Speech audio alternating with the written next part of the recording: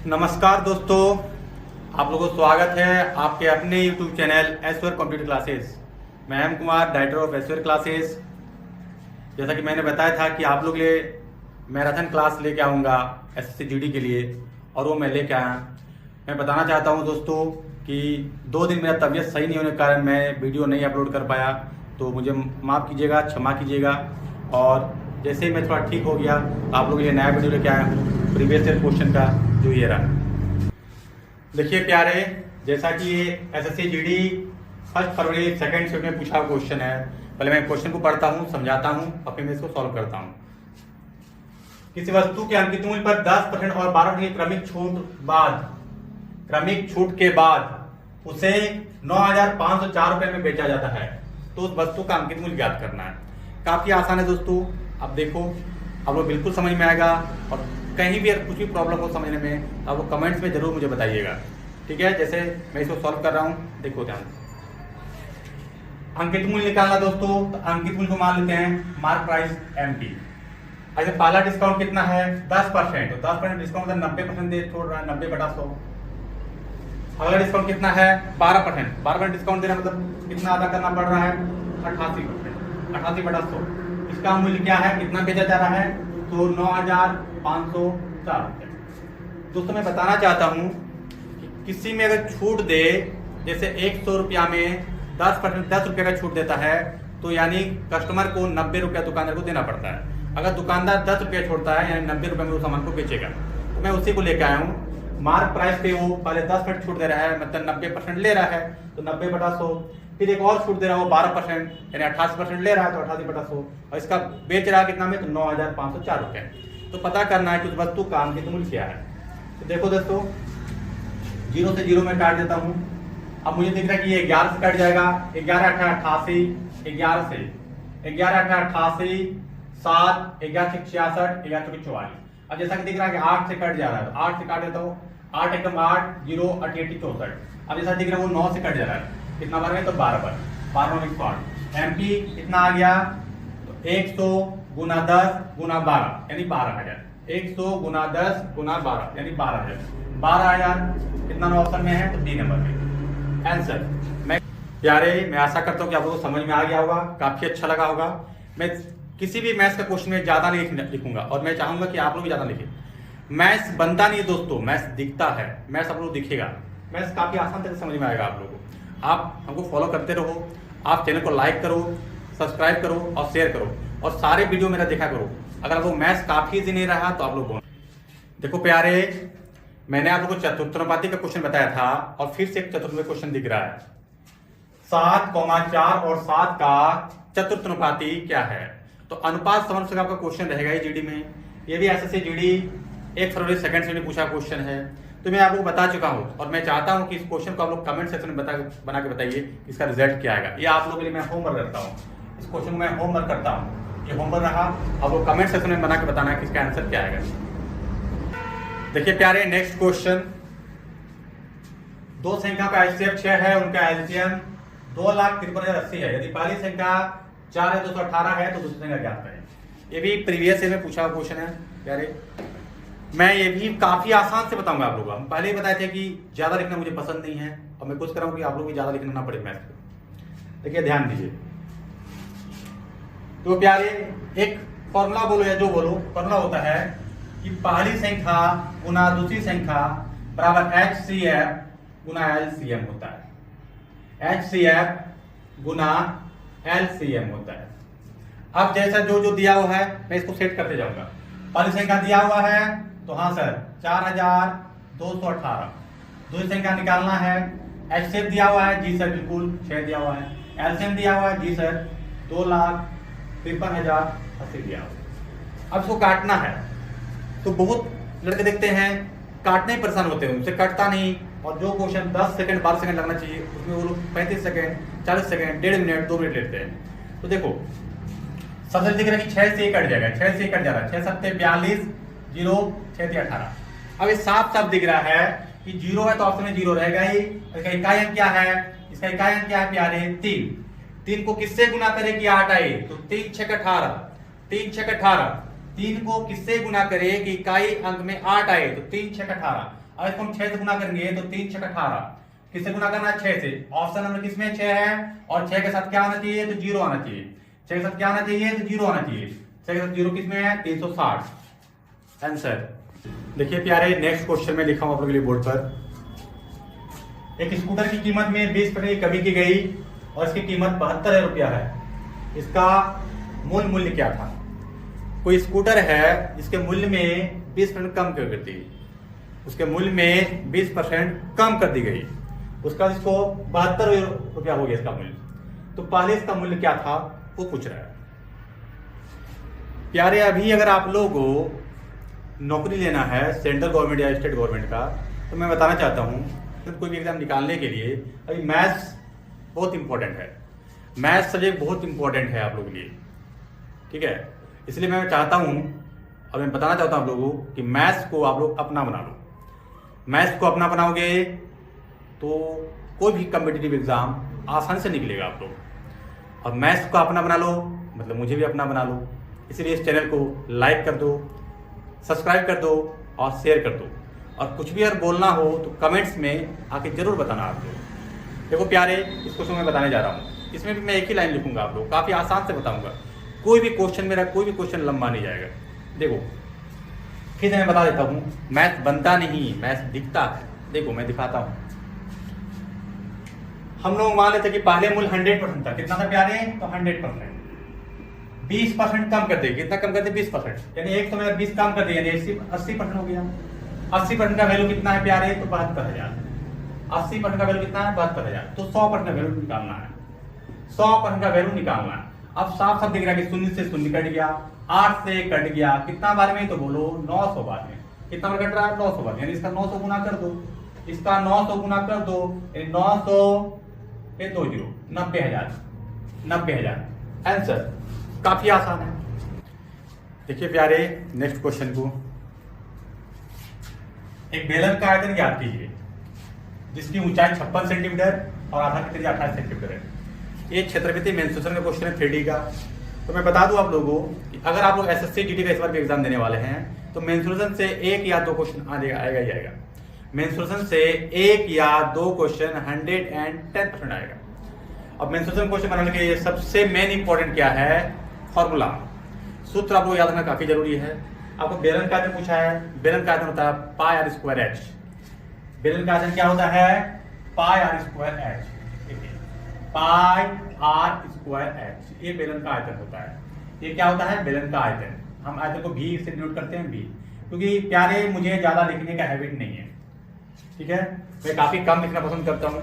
अब ध्यान दीजिए, वॉल्यूम निकालना है। पाई का मान क्या बोला? तो 22/7 लेने के लिए बोला है। आर का मान क्या दिया हुआ है? तो त्रिज्या दिया हुआ कितना?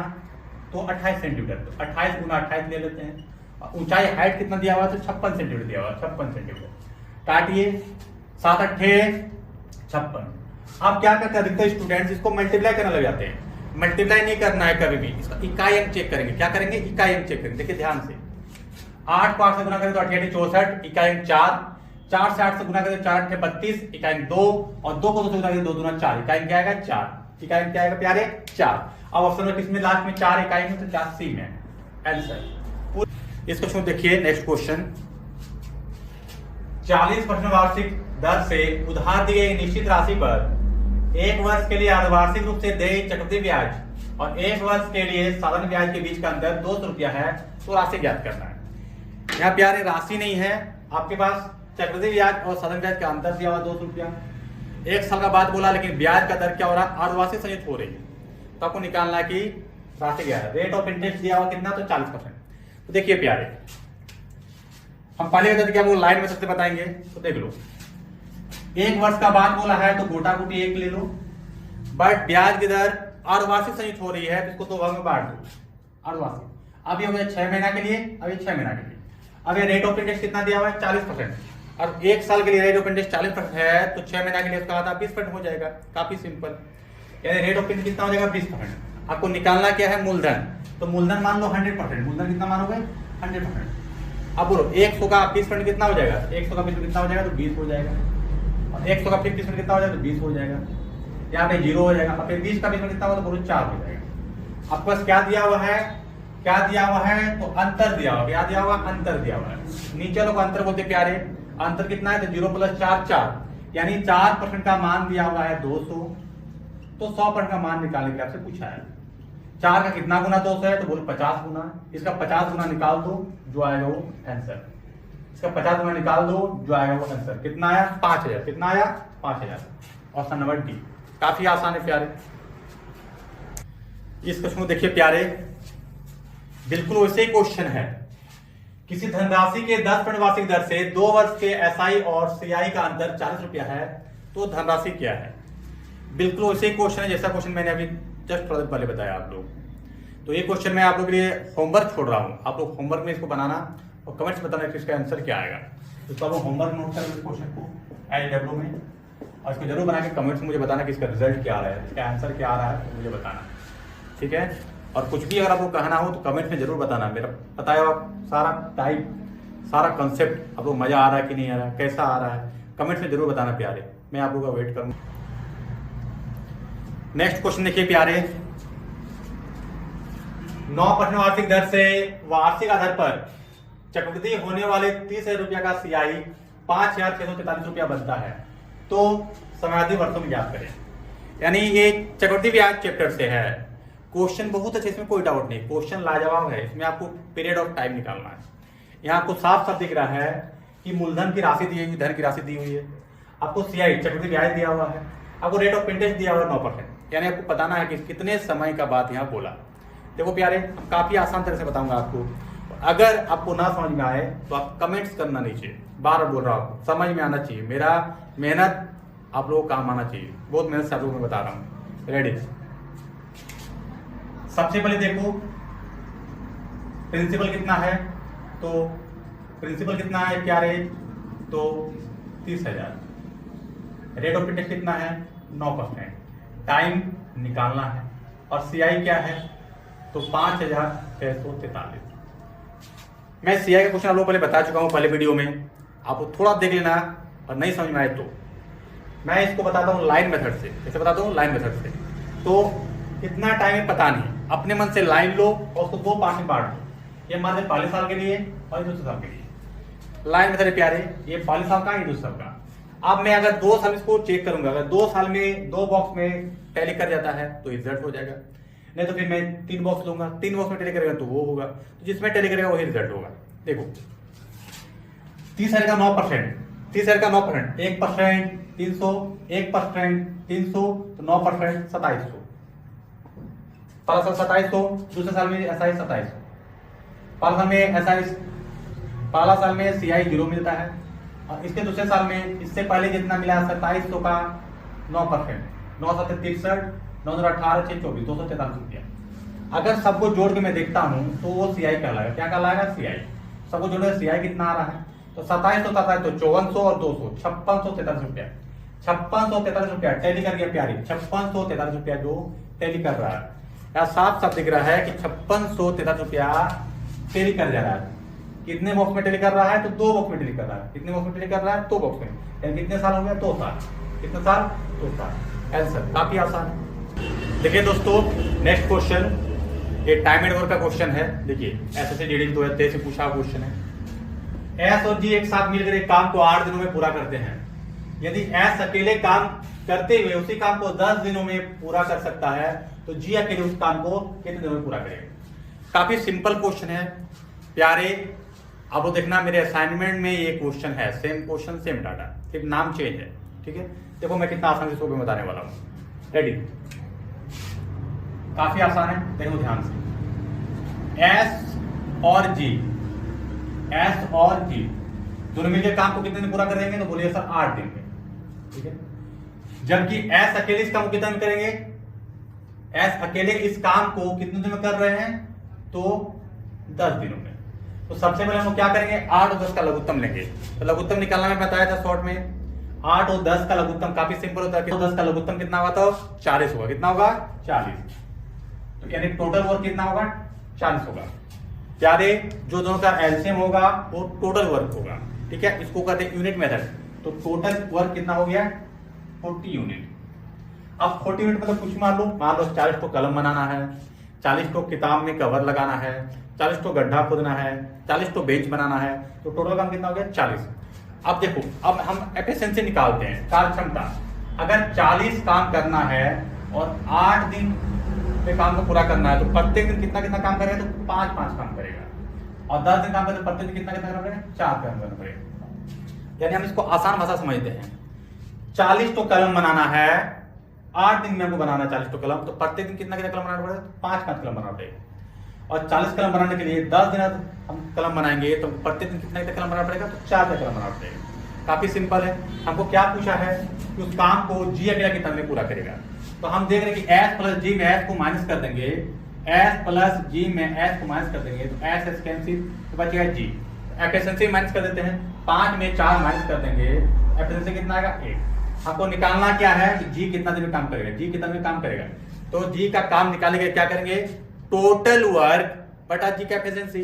टोटल वर्क कितना है सर, तो 40, और जी का एफिशिएंसी कितना है 1। अब 40 को 1 से भागा देंगे तो 40 दिन आएगा। कितना आएगा, 40 दिन। काफी आसान है। Option number D, option number D काफी आसान है। इसको कहते हैं यूनिट मेथड।